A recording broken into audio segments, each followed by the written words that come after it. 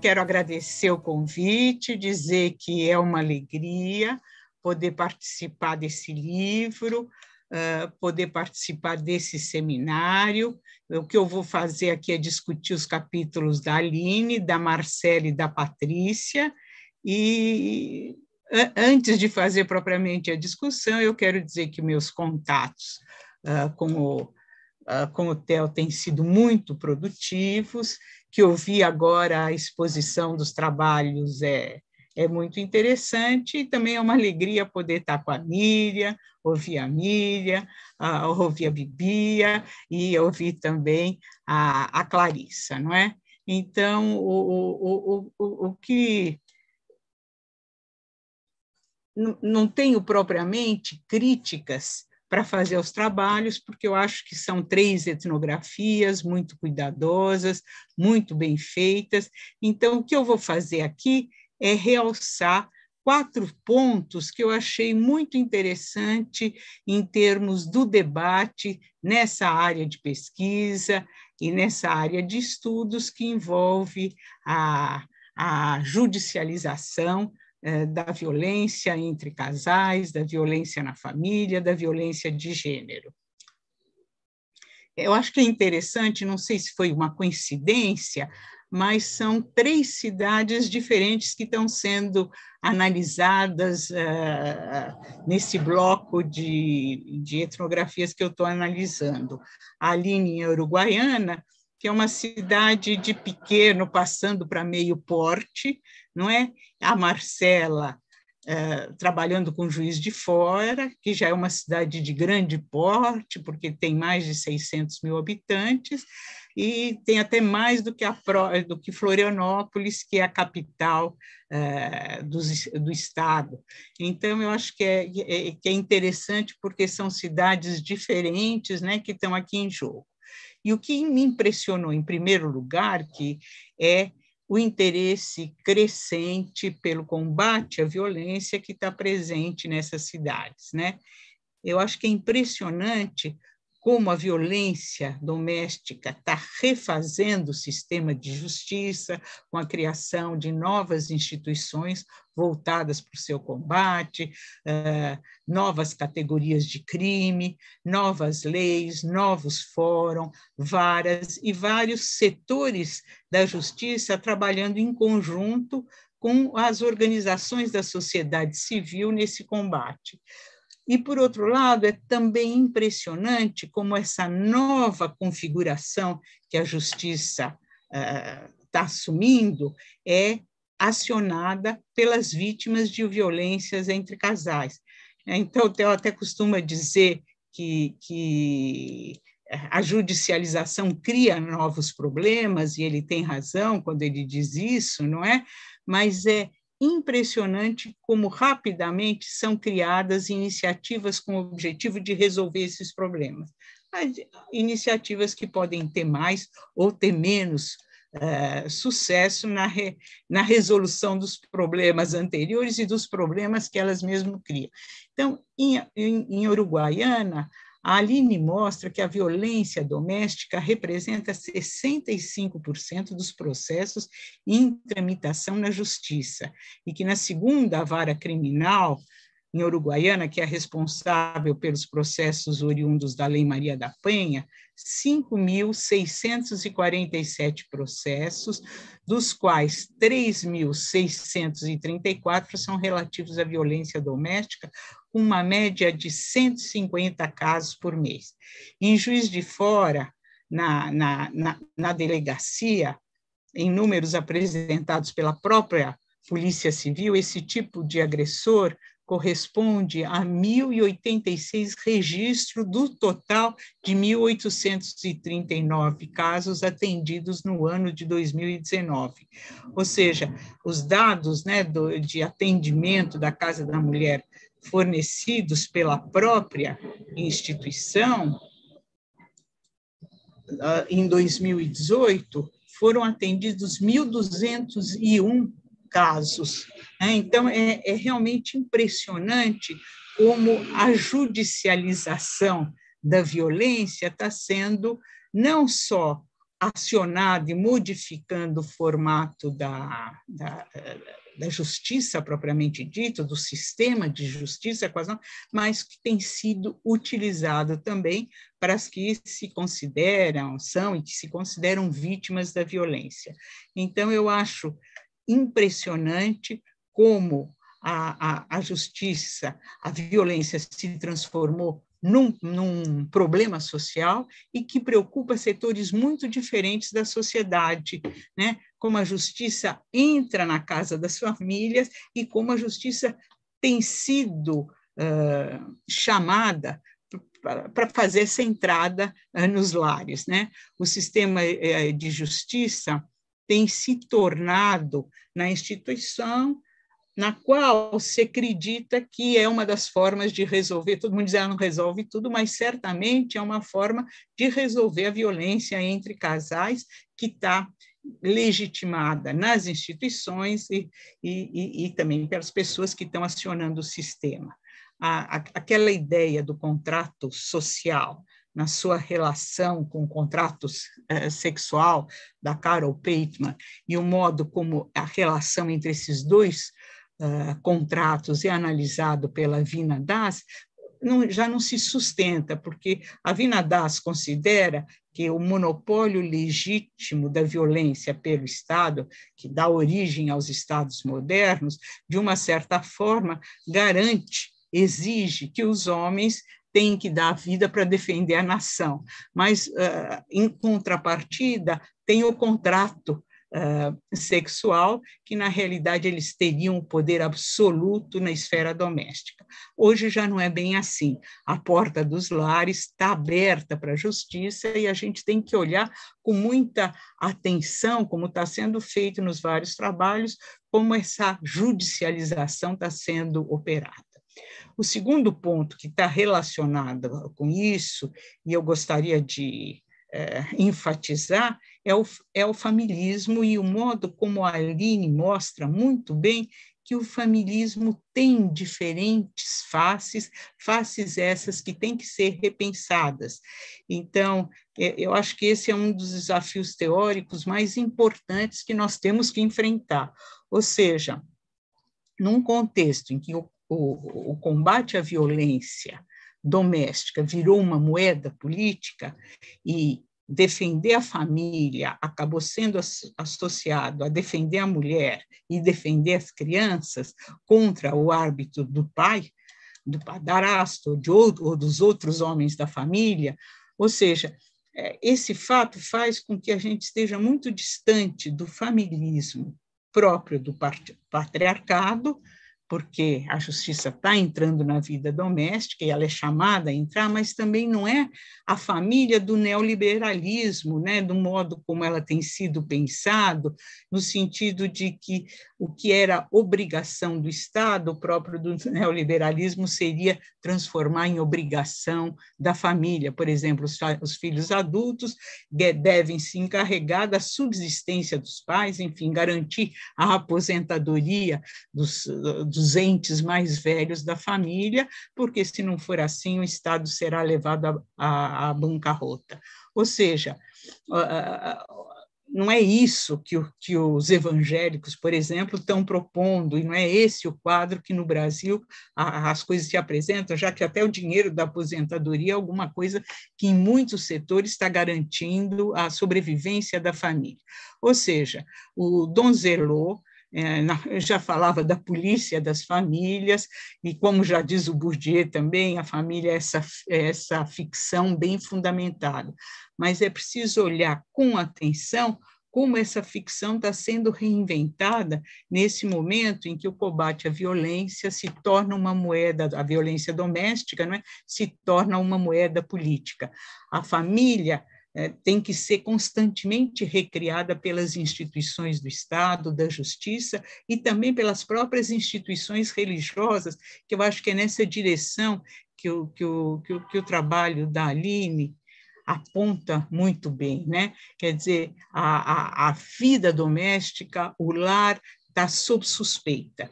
e é necessário constantemente redefinir a responsabilidade de cada um dos seus membros ao longo de todos os períodos da vida. Então, eu acho que é importante a gente olhar com atenção para o que isso significa. O terceiro ponto, que eu gostaria também de discutir, tem a ver com o capítulo da Marcela, onde ela mostra muito bem que as vítimas, mulheres, companheiras, ou seja, ela mostra que é preciso rediscutir essa ideia de que as mulheres não querem a punição do acusado. Eu acho que a gente tem que olhar, porque isso é uma coisa que se repete muito nos trabalhos, e o que a Marcela está mostrando é que, de uma certa forma, as mulheres desistem, acabam retirando até a queixa, porque elas têm dúvida sobre se a justiça vai realmente funcionar e resolver os paradoxos. Eu acho que está aí uma coisa que eu sempre uso, uma expressão da Biblia, que ela diz, nosso intricado paradoxo, não é? Porque você cria instituições, assina documentos nacionais e internacionais, sem pensar no modo como o que foi decidido, o que foi criado vai ser implementado. Então, cria-se a delegacia, mas não se tem abrigo para as mulheres que são vítimas. E muitas vezes, em muitos casos, é a própria mulher que tem que levar para o marido acusado a convocação para ele comparecer à delegacia. Então, é uma instituição criada para defender as mulheres, mas ela não tem condições de funcionamento adequado, e daí é legítima a desconfiança que se combina com esse modo como a vítima é tratada nos diferentes casos. Essa desconfiança também das vítimas, por um certo lado, e o medo de se elas vão ou não levar em conta, que leva, eu imagino, essa triagem que a Marcela mostra bem, que a casa da mulher faz antes de encaminhar as mulheres para a delegacia. Ou seja, para resumir assim muito bem o que eu quero dizer, eu tenho horror a essa ideia, a esse tipo de instrumental metodológico que a gente chama de bolha de neve, né? Que tem sido muito usada na pesquisa qualitativa. Ou seja, se uma frase é repetida por todas as pessoas entrevistadas, apesar da diferença entre elas, a ideia é que se chegou à verdade sobre um determinado fato. Ora, quando uma expressão é muito repetida por todo mundo, apesar das diferenças entre as entrevistadas, eu acho que a gente tem que começar a pesquisa se perguntando por que está todo mundo falando a mesma coisa, como explicar que isso está sendo repetida. E a gente tem que falar, uma fala, ela nunca se faz no vazio, você sempre está falando para alguém num contexto determinado. Ou seja, se a vítima for para a delegacia e dizer que ela quer a punição do culpado, que o marido dela, a família, é um erro, não é? Foi um engano que ela cometeu, ela tem que dizer que ela estava sempre lá, coitadinha, cozinhando, quietinha, e de repente chegou esse marido, pegou a frigideira e bateu na cabeça dela sem nenhuma razão. Elas sabem que se elas disserem que ele chegou tarde, ela deu um tapa nele, ou chamou ele de um palavrão, que elas não vão ter a medida protetiva que de alguma forma virou o coração da Lei Maria da Penha. Não é isso que elas estão querendo, e se elas se colocarem como sujeitos de direito e mencionarem que são esses direitos que estão colocados em risco e por isso o marido tem que ser preso, elas não vão ter o que elas estão desejando. Então, tem que dizer que só quero uma vida tranquila, eu só quero viver em paz. É incrível como isso se repete em todos os casos, parece que até é uma performance treinada, não é? E isso em vários setores, porque a justiça ela opera com vítima e acusado, né? Uma vítima passiva, né? É esse o modo de operação. Numa pesquisa recente que eu li sobre as mulheres acusadas de aborto vão para julgamento, e a pesquisadora mostra que se a mulher disser meu corpo me pertence, eu faço o que eu bem entendo, eu não quero ter filhos, ela vai ser condenada. Agora, se ela disser que ela não tem dinheiro para sustentar a criança, que ela não teve condições, não teria condições de fazer o pré-natal, que é uma vítima da pobreza, ela tem muitas chances de ser absolvida. Ou seja, eu acho que a gente tem que tomar um pouco cuidado para não repetirmos o que dizem as delegadas, o que dizem as policiais, e repetirmos o que dizem os próprios juízes, não é? Que, mesmo quando eles tenham uma visão sociológica muito complexa, né? Na realidade, a pesquisa tem, quando uma coisa é tão repetida, aí não tem que parar como propõe a bola de neve, mas, pelo contrário, por que isso está sendo repetido dessa forma e em que contexto isso está sendo dito? Eu não me esqueço do meu mal-estar conversando com uma socióloga que é uma grande especialista em violência doméstica, em justiça e etc. Eu perguntei como foi as entrevistas com as vítimas. Ela, isso eu não faço. A entrevista com as vítimas eu não faço porque é um mundo cão, é muito terrível, eu não tenho estofo para fazer isso. Ou seja, a gente não pode se contentar em repetir o que as delegadas falam ou os próprios juízes falam a respeito das vítimas e a desconfiança, não é? Eu acho que como disse o Pina Cabral numa conferência recente que ele fez, um certo ceticismo em relação ao significado que está sendo expresso nas palavras é fundamental. E esse é um lado super importante da antropologia, onde a observação participante é central. Para a gente, para entender uma representação, para entender o que está acontecendo, de alguma forma a gente tem que ver o que é dito, mas também o que é feito, né? Enfim, eu acho que esse modo da justiça trabalhar, né, com essa oposição vítima e culpado, e a vítima sendo alguém sempre passivo, ela merece ser olhada com cuidado, porque, como eu acho que já foi mostrado, principalmente na pesquisa da Marcela, o que as vítimas querem, o uso mesmo é das medidas protetivas, não é? Então, para ter essa medida protetiva, de alguma forma, ela tem que se mostrar enquanto vítima passiva de uma determinada situação de violência. Enfim, tem um script de gênero que tem que ser representado, né? Que você tem que performar, porque senão seus direitos não estão garantidos. É quase que uma construção que levou tanto tempo para transformar a mulher em sujeitos de direito, e agora, mas ela tem que se fazer de vítima para que os direitos dos sujeitos sejam levados em conta. Então, e o que me parece que é também o problema das próprias delegacias, né, quando elas vão fazer o boletim de ocorrência, que tem que colocar, né, ou a queixa que é feita, ela tem que se transformar ou em lesões corporais leves ou em ameaça, né, porque a própria sistema policial tem medo que o Ministério Público ou os próprios juízes vão criticá-las se em algum momento elas colocarem como tentativa de homicídio, mesmo quando é óbvio que as coisas poderiam ir nessa direção.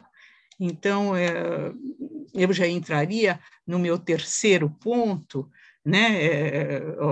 Ou melhor, já no quarto ponto, não é? Que eu queria fazer, que é o modo como a Patrícia trabalha a questão da Patrulha Maria da Penha, que eu achei muito interessante, e o modo como os próprios policiais que estão na patrulha, eles, de certa forma, são críticos ao modo de funcionamento do sistema como um todo, né?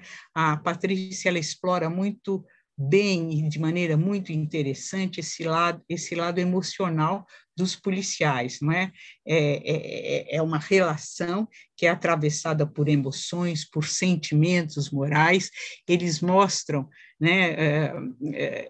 Tem o que ela vai chamar de uma economia moral que rege a atuação desses policiais. E eles são extremamente críticos aos agentes da delegacia e às outras instâncias do sistema de justiça, né? Isso é muito interessante, quer dizer, porque há uma tendência, né, de, ao tratar dos policiais, dos delegados de polícia, ao tratarem do sistema de justiça, mostrarem como é leniente, como eles tendem a minimizar o sofrimento das vítimas, não é? Ou seja, o que a Patrícia chama a atenção, que eu achei muito interessante, é o papel não só deles crítico ao sistema como todo, mas esse trabalho que ela vai mostrar de reinvenção da performance da própria patrulha, né? Da Patrulha Maria da Penha.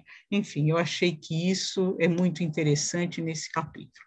Em suma, e para acabar, já não sei como é que está o meu tempo, nós temos aqui etnografias primorosas que eu amei ler, e eu acho que é bom a gente discutir.